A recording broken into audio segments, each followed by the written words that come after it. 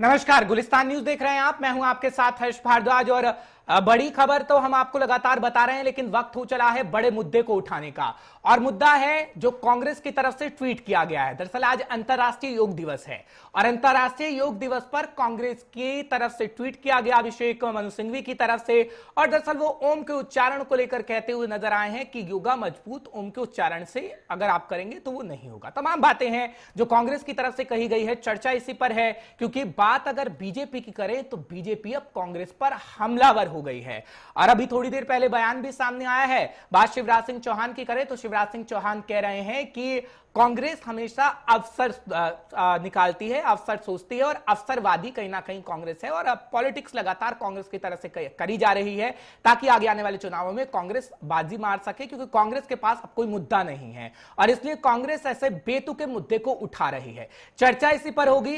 कांग्रेस नेता हमारे साथ जुड़ेंगे, बीजेपी नेता हमारे साथ जुड़ेंगे, साथ ही साथ लद्दाख से खास मेहमान हमारे साथ जुड़ेंगे जो बताएंगे कि आखिर योग क्या है और योग कितना जरूरी है और क्या वाकई जो ये बातें चल रही हैं, चर्चाएं चल रही हैं योग को लेकर, क्या सही है और क्या गलत है। फिलहाल रुक कर लेते हैं तमाम मेहमान का जो उस वक्त हमारे साथ जुड़े हुए हैं। बात करें सबसे पहले हम योग गुरु की, तो योग गुरु से ही जानेंगे कि आखिर क्या योग का महत्व होता है, क्योंकि आज अंतर्राष्ट्रीय योग दिवस है। और अंतर्राष्ट्रीय योग दिवस का जब हम जिक्र करते हैं तो अंतर्राष्ट्रीय योग दिवस पर आपने देखा कि सुबह से ही सब योग कर रहे हैं। प्रधानमंत्री नरेंद्र मोदी को जब हम सुनते हैं तो प्रधानमंत्री नरेंद्र मोदी ने भी आज सुबह बोला योग को लेकर कि योग कितना जरूरी इस कोरोना काल में है।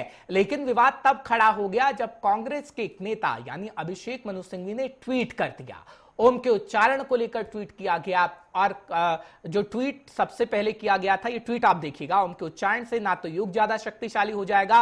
और उन्होंने जिक्र एक और धर्म का किया, अल्लाह का भी उन्होंने जिक्र किया और कहा ना अल्लाह कहने से योग की शक्ति कम होगी।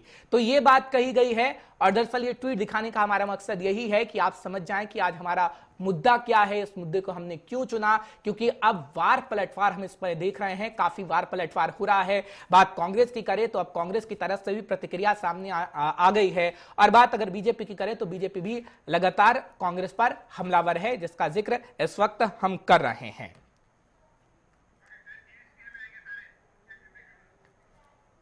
तो चलिए, तीन खास मेहमान हमारे साथ जुड़े हुए हैं। आप तीनों का बहुत बहुत शुक्रिया। इस वक्त आप देख रहे होंगे टीवी स्क्रीन पर फुनसुक लद्दाखी साहब हैं हमारे साथ, योग गुरु हैं। सर बहुत बहुत शुक्रिया हमारे साथ आने के लिए। डॉक्टर विजय खेरा साहब हैं, प्रवक्ता हैं बीजेपी के। सर आपका भी बहुत बहुत शुक्रिया हमारे साथ जुड़ने के लिए। साथ ही साथ उमाशंकर पांडे हैं, कांग्रेस के नेता हैं, आपका भी सर बहुत बहुत शुक्रिया।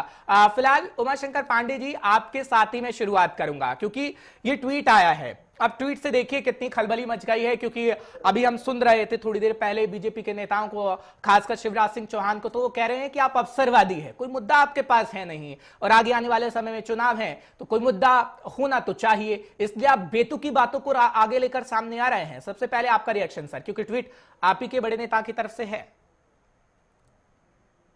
देखिए तंगन जी, पहली बात तो नेता की जगह प्रवक्ता लिखवाइए, मैं पार्टी का प्रवक्ता हूं। दूसरी बात यह कि किसी ने कोई ट्वीट कर दिया तो वो इतना बड़ा उस पे बवाल नहीं होना चाहिए कि राम मंदिर के भ्रष्टाचार को इग्नोर करके एक छोटे से ट्वीट पर जो अभिषेक मनु सिंघवी जी के अपने विचार हो सकते हैं, वो पार्टी का कोई बयान नहीं है। अब उन्होंने ये ट्वीट किया, मुझे नहीं लगता कि इसमें कोई बहुत अच्छी बात है या बहुत कोई खराब बात है। ये एक सामान्य सा ट्वीट है कि जिस तरीके से भारतीय जनता पार्टी अपनी असफलताओं को छिपाने के लिए नहीं सर, लेकिन राम के नाम के पीछे, सुन लीजिए, योग का जब उन्होंने नाम लिया तो और कुछ भी कह सकते थे, तो ओम और अल्लाह ही किस चीज को वो टारगेट करना चाहते थे? आप मेरी बात सुन लीजिए, वो किसी को टारगेट नहीं कर रहे हैं। उनका सीधा सा कहना है कि योग को अगर धार्मिक ध्रुवीकरण के लिए भारतीय जनता पार्टी प्रयोग करना चाहती है तो उससे उसका काम नहीं बनेगा। जो उसकी असफलताएं हैं, जो कोरोना काल की विफलताएं हैं, जो मंदिर में चंदे का भ्रष्टाचार, रोज नए नए खुलासे हैं, उससे ये जो पाप है भारतीय जनता पार्टी का, वो छिपने वाला नहीं, योग इनको शक्ति नहीं देगा। पहले ले लेता हूं, इस वक्त प्रवक्ता बीजेपी के डॉक्टर विजय खेरा साहब भी है। डॉक्टर विजय खेरा साहब, आपका पहले कमेंट चाहूंगा, क्योंकि वो कह रहे हैं कि उनका पर्सनल एक तरीके से ट्वीट था और आप अपनी नाकामी को छुपाने के लिए इस तरीके की बातें कह रहे हैं, जैसा बीजेपी का रिएक्शन आ रहा है। सबसे पहले आप भी अपना रिएक्शन दीजिए। ये किसके लिए कह रहे हैं कि उनका पर्सनल ट्वीट था? जो ट्वीट किया गया अभिषेक मनु सिंघवी की तरफ से। वो क्या है, पार्टी के साधारण कार्यकर्ता हैं, सदस्य हैं खाली कांग्रेस कमेटी के। क्या बोल रहे हैं ये? किसी कह रहे हैं उनके, किसी ने कुछ कह दिया बोल रहे हैं। कांग्रेस प्रवक्ता किसी कहते हैं उनको? ये किसी है? कांग्रेस के आधे सर्वे सर्वा है, कांग्रेस के CWC मेंबर थे, अब है कि नहीं मुझे नहीं पता है, लेकिन ये कांग्रेस के हाईकमान नेताओं में से हैं। और इनके लिए ये कह रहे हैं ये कि किसी, ये आश्चर्य की बात नहीं है क्या? बाकी रहा ओम की बात कर रहे हैं,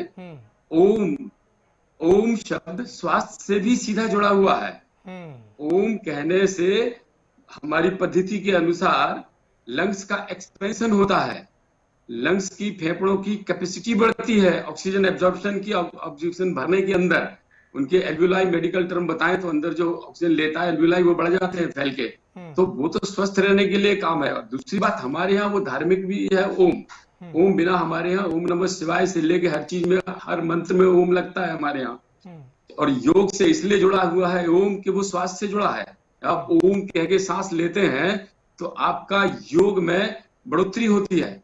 अब सवाल ये है कि अगर योग में ओम कहते हैं तो कहते ही है, कहते आ रहे हैं, एक्सरसाइज शुरू करते हैं योग तो ओम से करते हैं। ओम को अगर ये धार्मिक करना चाहे तो करें, दरअसल सवाल यही है ना कि आप सोसाइटी को अल्लाह बातें कह रहे हैं, अच्छी बात है, लेकिन आप ओम भी कह रहे हैं, अल्लाह भी कह रहे हैं, तो आप कहना क्या चाह रहे हैं?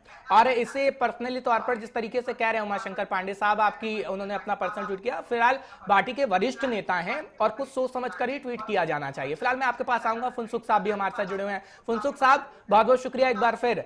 जिस तरीके से हम ओम शब्द का इस वक्त जिक्र कर रहे हैं, जब हम योगा का जिक्र करते हैं क्योंकि आज अंतर्राष्ट्रीय योग दिवस है, और ओम कितना जरूरी होता है योग के अंदर, सबसे पहले आप इसके बारे में बताइएगा, क्योंकि आज ओम को लेकर ही चर्चा है, जो ट्वीट किया गया है। तो ओम योगा के अंदर कितना जरूरी है? जब हम योग करते हैं तो क्या योगा भी जरूरी है, ओम के साथ जरूरी है? किस तरीके से आप अपना कमेंट करेंगे?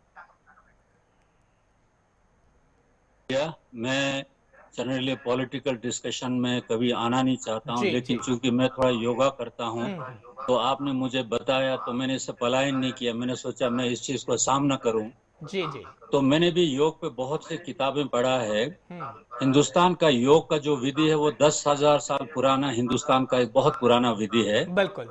तो इसमें बहुत सारी किताबें हैं, लेकिन सबसे डिपेंडेबल किताब जो है वो है पतंजलि सूत्र। पतंजलि ने 196 सूत्र लिखा है, जिसमें 677 वर्ड यूज किया है। और पहला सूत्र पतंजलि का है योग चित्त वृत्ति निरोध, यानी कि योग ऐसा अभ्यास है जो चित्त के सारे विकारों को नष्ट कर देता है। तो जहां तक ओम और अल्लाह का बात है, ये तो दोनों अपने आप में बलवान है। ओम भी बलवान है, अल्लाह भी बलवान है, और योग का अपना एक अस्तित्व है। तो योग में कहीं भी आप कोई चीज अपनी तरफ से थोपें तो वो ठीक नहीं है। योग का अपना एक इंडिपेंडेंट अस्तित्व है। योग is a science of mind and matter. ये चित्त और काया की विधि है, ये एक एक्सरसाइज है। तो मैं भी आज योग की तरफ से इतना जरूर बोलना चाहूंगा, योग है, योग बहुत महान है और हिंदुस्तान का बहुत सनातन विधि है। हमारे तरफ से ये पूरे दुनिया के लिए एक बहुत बड़ा हमारा गिफ्ट है। अब पूरे दुनिया को योग ही सुधारेगा। और योग ऐसा है जैसे क्लासिकल म्यूजिक है। क्लासिकल म्यूजिक ना हिंदू है ना मुसलमान है, सारे गामा पादा निसा सानी धपा मागा रेसा। ठीक इस तरह योग का विधि भी है। मैं तो ये समझता हूँ योग ना हिंदू है ना मुसलमान है ना जैन है ना बौद्ध है, अपने आप में एक साइंटिफिक विधि है जो कि दिन ब दिन उभरता हुआ जाएगा। तो मैं इस विवाद में नहीं पढ़ना चाहता हूँ। और मुझे गुरबानी याद आ रहा है, सुन लीजिए। गुरु नानक समझना चाहते थे कि योग कितना जरूरी है, और आप जिस तरीके से कह रहे हैं कि हाँ दोनों अपनी जगह ठीक है, क्योंकि ईश्वर भी सबसे बड़ा, अल्लाह भी सबसे बड़ा है, लेकिन योग का अपना एक अलग महत्व है। सर मैं आपके पास वापस आया। बिल्कुल। और उमाशंकर पांडे साहब, आप जो ये कह रहे हैं ना कि अपनी नाकामी को छुपाने के लिए ये सब बातें कही जा रही हैं, क्योंकि जिस तरीके से ओम और अल्लाह का जिक्र किया गया, मैंने आपसे सवाल पूछा, आपने उसका जवाब तो दिया नहीं, लेकिन कौन सी नाकामी मोदी सरकार छिपाना चाह रही है? सर योगा तो हमेशा से हमारी पद्धति रही है, जीवन की पद्धति रही है, और अब तो योगा को विश्व भर में फॉलो किया जा रहा है। सर तो आपत्ति आपको क्या है? नहीं, मुझे क्या आपत्ति है?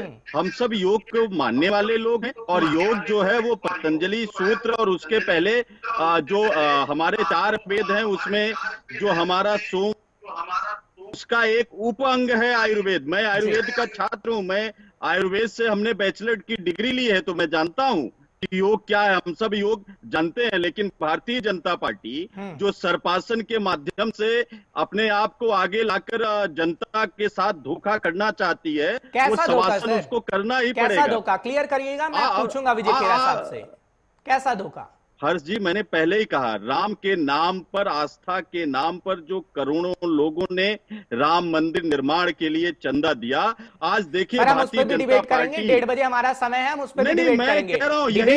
यही सब तो नाकामियां हैं। ट्वीट किया गया सर, ये कोई पहला ट्वीट नहीं है। अभी दिग्विजय सप्ताह पहले आपने ट्वीट सुना था ना, ट्वीट 370 पे जो उन्होंने दिया, इतने कद्दावर नेता को तो सही मुद्दे पर बातचीत करनी चाहिए। आप कह रहे हैं कि आप सुन तो लीजिए।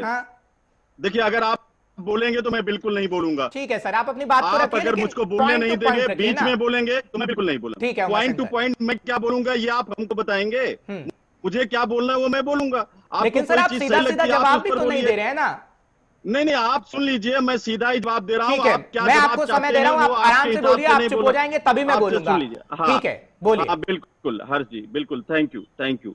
देखिए, मैं कह रहा हूँ, अभिषेक मनु सिंघवी जी ने एक ट्वीट किया, उसका सीधा सा मतलब है कि भारतीय जनता पार्टी योग के माध्यम से धार्मिक ध्रुवीकरण करके उत्तर प्रदेश के चुनाव की तैयारी ना करे, और उत्तर प्रदेश के ही भगवान राम जो हमारी आस्था के प्रतीक हैं, उसमें इनके जो मेयर है, जो ट्रस्ट का वो महासचिव बनाया है, चलिए ठीक है सर, इसका भी जवाब ले लेते हैं। मुद्दा ये था नहीं, लेकिन खैरा साहब आप जवाब ही दे दीजिए। उमाशंकर साहब बार बार उसी पे जा रहे हैं कि ट्रस्ट में जो हुआ उसका जवाब दीजिए। खैरा साहब दे ही दीजिए। ट्रस्ट का जवाब 17 बार दिया जा चुका है। अभी उसकी कहानी शुरू करूंगा तो पूरी A to Z कंप्लीट बता दूंगा, किस दिन से किसने किया, कब 50 लाख के ऊपर समझौता हुआ था और कब 18 करोड़ का बता सकता हूँ। सवाल ये, अरे सुनिए यार, सुन तो बीच में अब आप सुन लीजिए ना, आपको मैंने पूरा समय दिया, आपने मुझे चुप रहने को कहा, मैं चुप हो गया।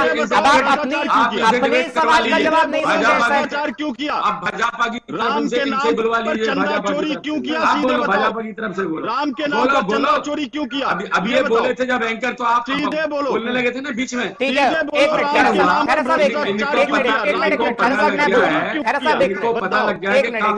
इनको पता लग गया कांग्रेस की पोल खुलने वाली है, चित होने वाले हैं, फटाफट इन्हें सब्जेक्ट बदल दिया। सब्जेक्ट बदलने का जवाब, उमाशंकर साहब आपको समय पूरा दिया गया था, थोड़ी देर आप अपने सवाल का ही जवाब सुन लीजिए।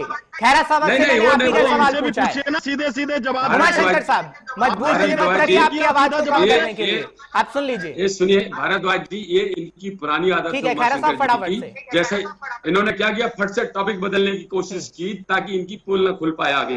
पहले सुनिएगा, हम श्री राम का नारा देते हैं तो इन्हें तकलीफ है, जय श्री राम से हम बात शुरू करते थे उससे सुन लीजिए ना, समय वैसे ही कम है, आप अपनी बात का जवाब नहीं दे पाएंगे, फिर फायदा क्या? आप बाद में बोलना, और रावण जैसी हंसी करने की कोई जरूरत नहीं, बाद में बोल लेना, राम की तरह हंसना, रावण की तरह नहीं। हंसना तो अलाउ है। जल्दी से सुनिए, मैं ये कह रहा हूँ, जब श्री राम की बात करते थे तो बोल रहे थे आप श्री राम का सहारा ले रहे हैं। जब राम मंदिर में सुप्रीम कोर्ट में, ये नहीं मानेंगे, ये नहीं मानेंगे, राम की नाक कट गई है। उमाशंकर साहब क्यों मुझे मजबूर कर रहे हैं कि आपकी आवाज को मैं धीमी कर दूं? सुन लीजिए ना, आप ही के सवाल का जवाब है सर, आप बोलते रहिए, नहीं तो मैं चुप हो जाता हूँ। आप बोलते रहिए डिबेट में, जवाब दे रहे हैं सर, जवाब तो ले लीजिए ना। अब आप कह रहे हैं कि राम नाम को आगे रखती है बीजेपी, तो वही सुन लीजिए ना, वो उसी का तो जवाब दे रहे हैं। नहीं, राम के नाम पर धोखा देती है, मैं ये कह रहा हूँ। राम के नाम पर चंदा चोरी तमीज नहीं है जो मनु सिंघवी को कह रहा है कोई भी बोल दे, ये प्रवक्ता है। मनु सिंघवी को बोल रहे कोई भी बोलते, कुछ भी है, कोई भी है मनु सिंघवी जी, अभिषेक सिंघवी जी कोई भी है। अरे अपने जो हो रहा है, मुझे मत समझाओ, हम तो प्रवक्ता हैं, हम तो प्रवक्ता हैं। टॉपिक नहीं बदल पाओगे, आपका डॉक्टर खेरा के लेते हुए टॉपिक नहीं बदल सकते। चलिए ठीक है, उमाशंकर जी से मैं ही सवाल लेता हूँ। खैरा साहब एक मिनट, खैरा साहब एक मिनट, उमाशंकर जी, उमाशंकर जी एक मिनट, खैरा साहब एक मिनट, उमाशंकर जी मेरे दो सवाल नहीं है। ठीक है, मैं आपको समय दे रहा हूं खेरा साहब, पहले मैं इनको एक बारी इन्हीं के बातों का जवाब दे दूं। उमाशंकर साहब जी, मैंने आपने बोला कि आप चुप हो जाइए, मैं अपनी बात को रखूंगा, नहीं तो मैं नहीं बोलूंगा। आपको मैंने पूरा समय दिया है, अब आपको दिक्कत क्या है? आप ही के सवालों का जवाब दे रहे हैं ना, वो थोड़ी सी शांति बनाए रखिए। जब आपके पास हिम्मत ही नहीं है सवाल का जवाब सुनने की, फिर कोई फायदा नहीं है ना सर। आपने अपनी बात रखी, मैंने पूरा आपको समय दिया। इतनी है कि हमने अंग्रेजों को लतिया के भगाया है। हाँ। इतनी हिम्मत है हमारे अंदर। ये देश के गद्दारों से जिन्होंने अंग्रेजों के तलवे चाटे हैं, आप उनके हिम्मत। सर अगर मैं आपका हिसाब यहाँ पे रखूं ना, तो आपका दामन पाक साफ नहीं है सर। सीने पर गोली खा के भगाया है। हाँ ठीक है खैरा साहब, फटाफट से। अब उमाशंकर जी बोले तो पैनल प्रोड्यूसर से मेरी अपील है कि उनकी आवाज को नीचे कर दीजिएगा। खैरा साहब फटाफट से। आप इनकी सारी गलत बातें सुनते रहे, नीचे कर देंगे, मैं डिबेट छोड़ दूंगा। कोई हम बाउंड थोड़ा ही है आपसे। हम चाहते हैं तुम बोलो बीच में, ताकि तुम्हारी पोल खुले, समझे आ जाए। तुम बिल्कुल वेकेंट हो, पोल तो यहाँ से वेकेंट हो रहे हो। सुनो मेरी बात, नहीं तू फिर जवाब दो। अब सीखिए, डिबेट के तरीके सीखिएगा। हमने सब तीनों लोग शांति से सुन रहे हैं। देखिए साहब, जब आपने ये बात कही, जो सिंघवी जी ने जो ट्वीट किया, तो इन्होंने उनको पहले तो किसी बोल दिया कि किसी कोई भी, फिर इन्होंने कह दिया कि वो उनका पर्सनल है, वो पर्सनल ट्वीट है उनका।